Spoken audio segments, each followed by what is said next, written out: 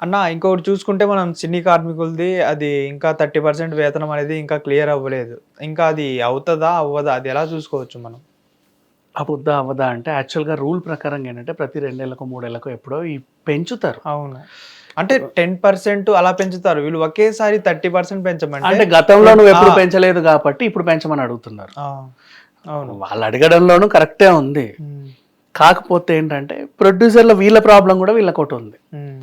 వీళ్ళేంటంటే చిన్న నిర్మాతలందరూ కూడా స్మాషింగ్ దీంతో. హ్మ్. ఇప్పటికే ఒకప్పుడు ఏంటంటే డిస్ట్రిబ్యూటరే పోస్టర్‌లు గూడా కొట్టించుకునేవాడు. అవును. ఇప్పుడు క్యూబ్ ప్రింట్ గూడా నిర్మాతే పెట్టుకోవాలి.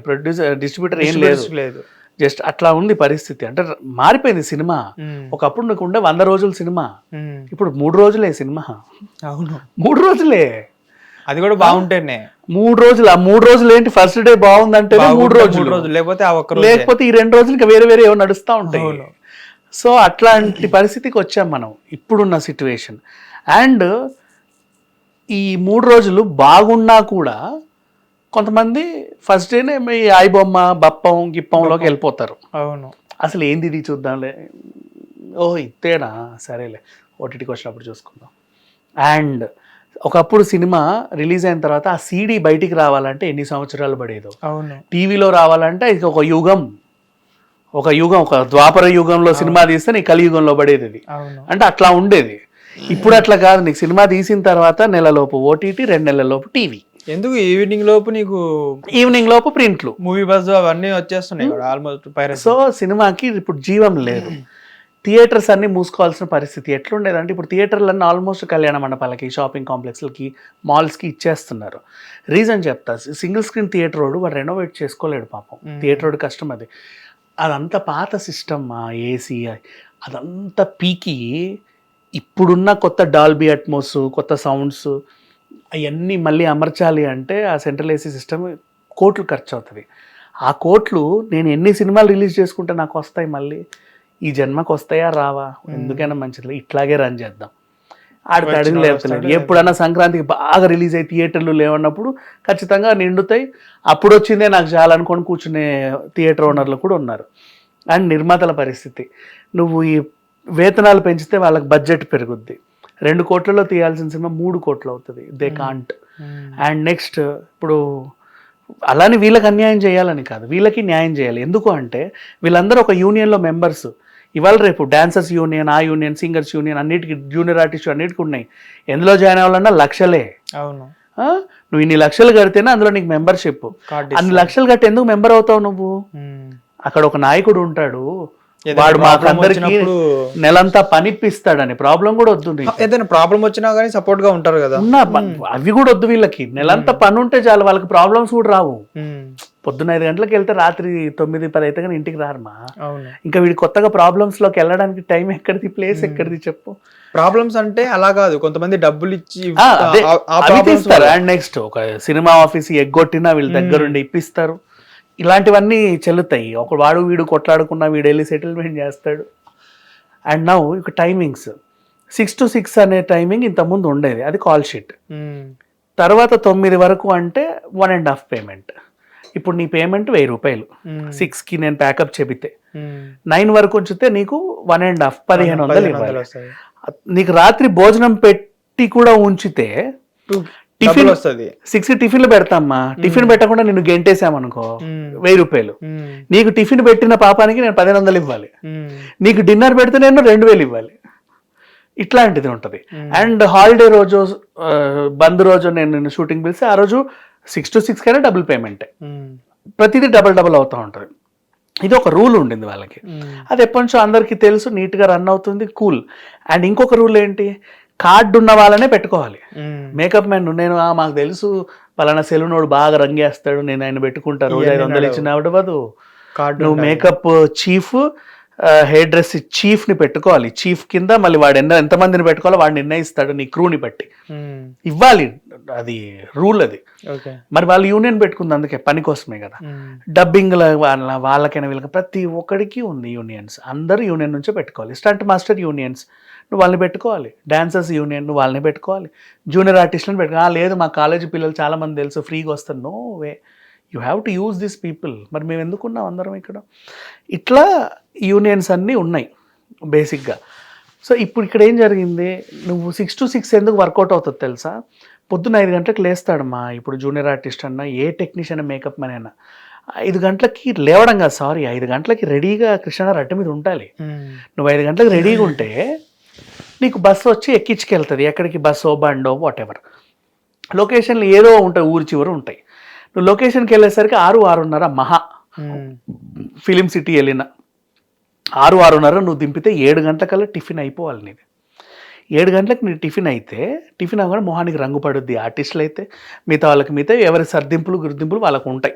ఏ టెక్నీషియన్ ఆ పని చేస్తాడు, లైట్లు చదువుతాడు, కెమెరా వాడు అది చదువుతాడు, సెట్ వాడు అన్ని పెడతా ఉంటాడు, అంతే కదా. మేకప్ అతను మేకప్ వేస్తే, హెయిర్ డ్రెస్సర్, కాస్ట్యూమర్ పని. ఇవన్నీ చేశాక అసిస్టెంట్ డైరెక్టర్లు వాళ్ళన్నీ సెట్ చేశాక టిఫిన్ అయ్యాక నీకు 8 o'clock నీకు షూట్ స్టార్ట్ అయింది అనుకో, ఆ మంచి ఇదిలో 8కి షూట్ స్టార్ట్ అయితే, or even 9, but more than 8 is better time.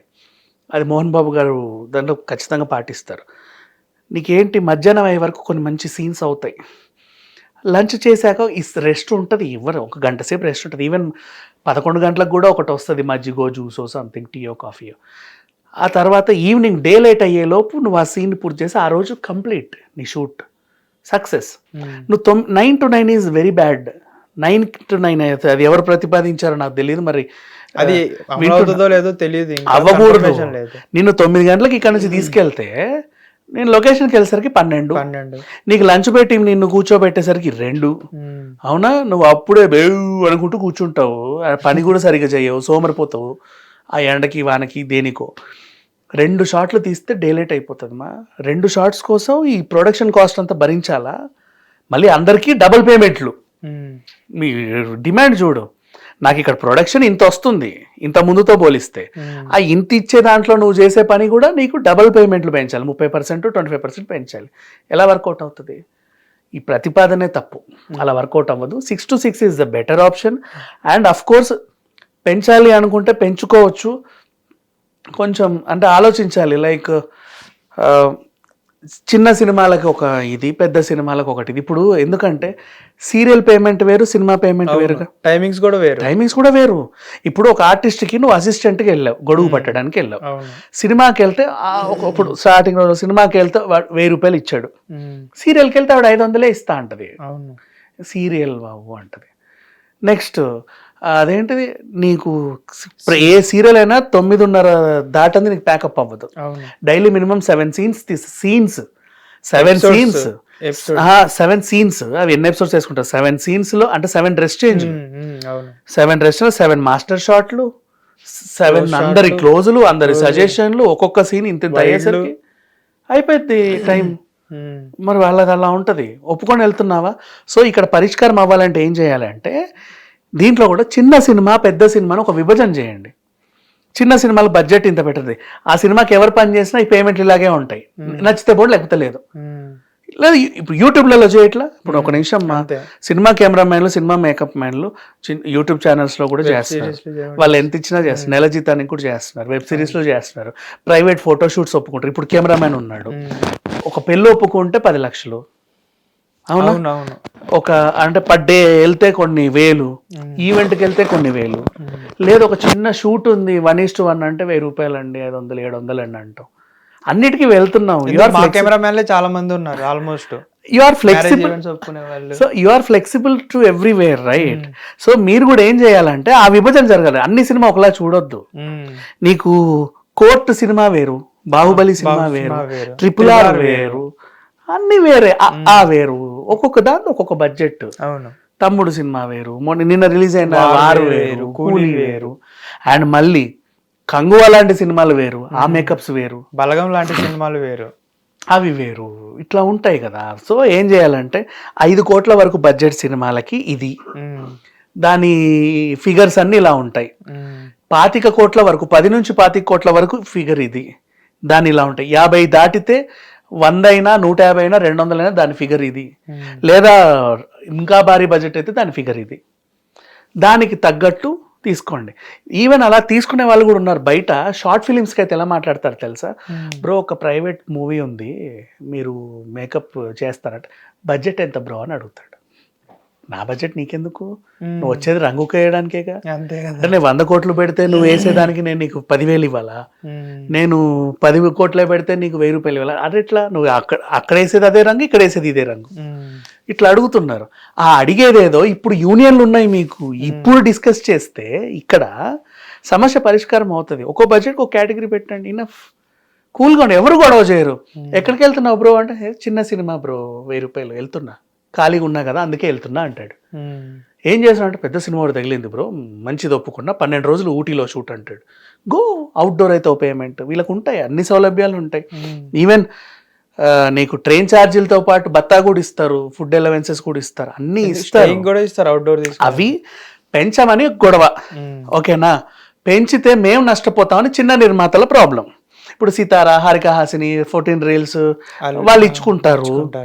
ఏదో శ్రీ సంథింగ్ ABCD ఫిలిమ్స్ అనేవాడు ఇచ్చుకోలేడు, చాయ్ బిస్కెట్ ఏమో ఎవరో చిన్న వాళ్ళు ఇచ్చుకోలేరు.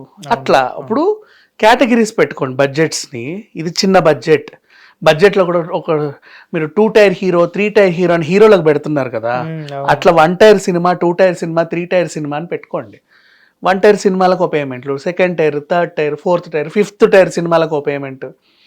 అండ్ టీవీ సీరియల్స్ కూడా లో బడ్జెట్ సీరియల్ ఉంటాయి తెలుసా, లో బడ్జెట్ అన్నట్టు ఏమి ఇవ్వరు వాళ్ళు, కొబ్బరి బొండం కూడా ఇవ్వరు, వాటర్ బాటిల్ కూడా ఇవ్వరు, అలాంటివి ఉంటాయి.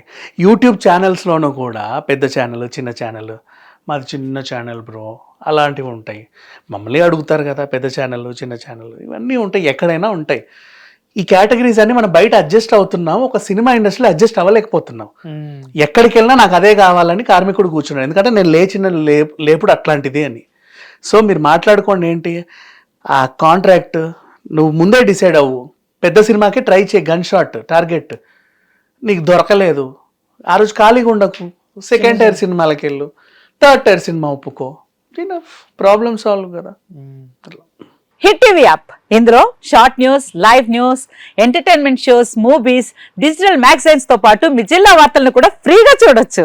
ఇంకెందుకు ఆలస్యం, వెంటనే హిట్ టీవీ యాప్ ని డౌన్లోడ్ చేసుకుని ఫ్రీగా ఎంటర్టైన్మెంట్ పొందండి. Hit TV app, hit TV app, please download hit TV app. Hit TV app ని ఫ్రీగా డౌన్లోడ్ చేసుకొని ఎంజాయ్ చేయండి. మీకు నచ్చిన ఎంటర్టైన్మెంట్ కోసం హిట్ టీవీ యాప్ ని ఫ్రీగా డౌన్లోడ్ చేసుకుని ఎంజాయ్ చేయండి. హిట్ టీవీ యాప్ ని డౌన్లోడ్ చేసుకుని ఆస్వాదించండి, ఆశీర్వదించండి. ఇంతమంది సెలబ్రిటీలు హిట్ టీవీ యాప్ ని డౌన్లోడ్ చేసుకోండి అని చెప్తున్నారంటే ఎంత మంచి యాప్ ఆలోచించండి.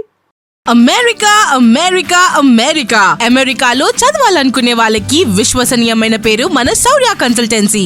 UK లో 1 year masters, 2 years work permit up to 5 years visa. Contact Saurya Consultancy. Contact 89851 89851.